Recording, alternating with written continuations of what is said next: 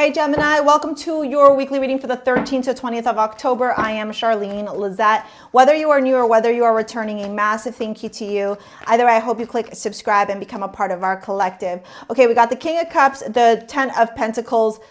Did I say King? Yeah.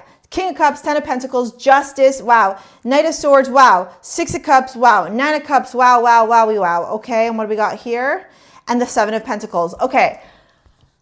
Oh, I really like this. I really do. I love that Justice is here for multiple reasons. One, because we're currently in her season. We're in Libra season. Justice is ruled by Libra.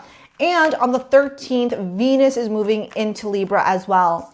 Now, Venus in Libra, the Sun in Libra complements you nicely because it's your fellow air sign energy, right? So we've got this air-like quality that is supportive for you. And Uranus has currently been in your sign. And, you know, Uranus can be a little bit chaotic. He's the rebel with a cause, you know? He likes to disrupt the status quo. And in Gemini, there's innovation, there's sudden change, there's disrupting the peace. There's like ideas that are like bigger than we can even imagine. You know, I had a client, fantastic client. He worked in... or works, I should say, in aviation. And we were having conversations. You know, you obviously can't tell me everything, but I said to him, you know, these are some of the things I think are popping down the pipeline in the next couple of years. And he looked at me and he's like, I'd say your intuition is spot on. And I was like, I freaking knew it. So, you know, this innovative, rebellious, creative, technological, thought-provoking, thought-changing energy is in your sign. And yes, I'm talking really fast, but that is the Gemini energy. There's a lot of things to be said and we don't got a lot of time. We got to get going, okay? We have regret. I know that I cannot change the past. Slow down my audio if I'm talking fast, but like if you're a Gemini and you're like, I'm talking too fast, I don't know. I don't know what kind of Gemini you are, okay? Typically, Geminis can keep up with me. I love my Geminis.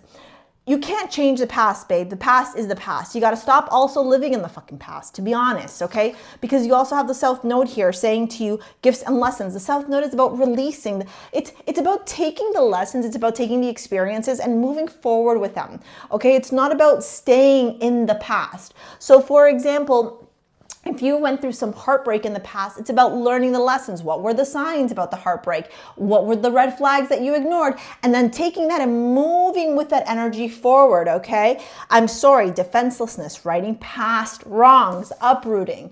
Maybe this has less to do with the things that you experienced and more about you apologizing to yourself for not knowing better.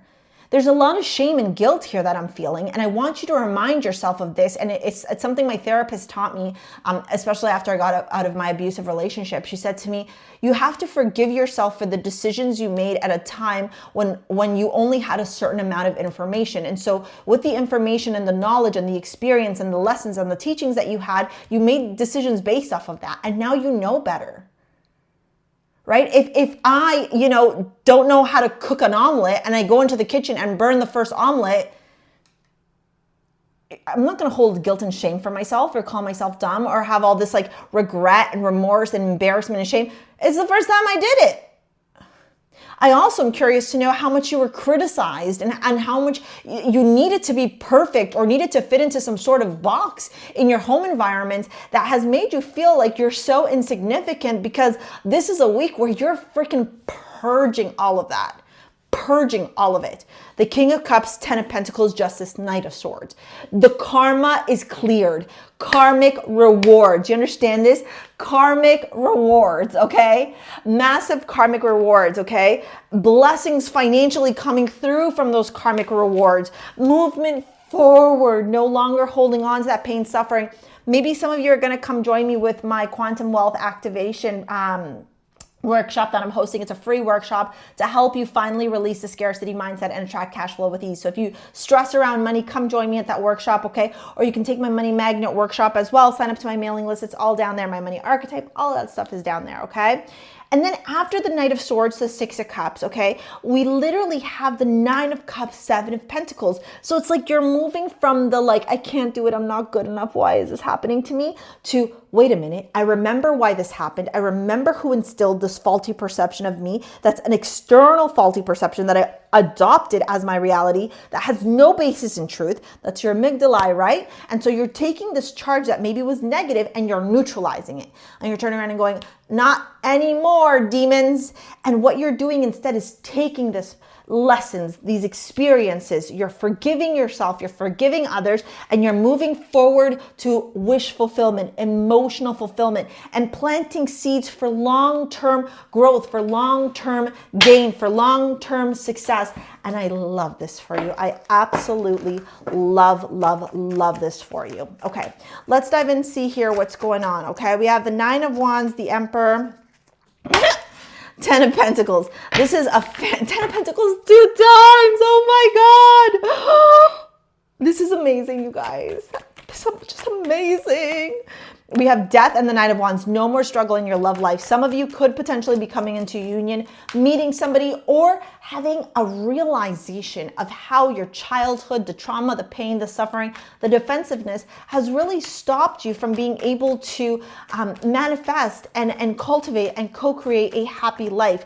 The Emperor to the Emperor. This could be you stepping into your Emperor energy, or a masculine stepping into your life in this Emperor energy, really helping you, guiding you, supporting you with healing. Oh, this is beautiful. Like cathartic energy here.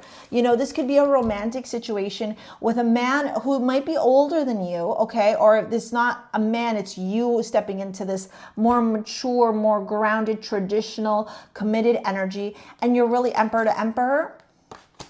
Powerful. 10 of Pentacles to the Hierophant, talking about long-term stability here, talking about long-term gains, wanting to build some sort of commitment, some sort of, you know, foundation here for your family, for your life, for, you know, your future romantically. And it's so healing because it's showing you this is why it didn't work out with everybody else. And that is a freaking powerful stuff to show up in life. And I'm not saying rush in, I'm not saying jump, I'm not saying any of that stuff. I'm saying pay attention. Pay attention to how your body feels. Pay attention to how you feel. Pay attention to what's coming up for you. Because all of this is for your soul's growth and your soul's evolution. And I'm so excited for you, okay? If you want to book a session, you want to work with me in any capacity, it's down in the description box below. Here's your quarterly reading to see what you can expect for the next few months that are left in 2025. Crazy, right? It's crazy. Okay, thank you so much. We'll see you later, alligators. Peace out. Bye.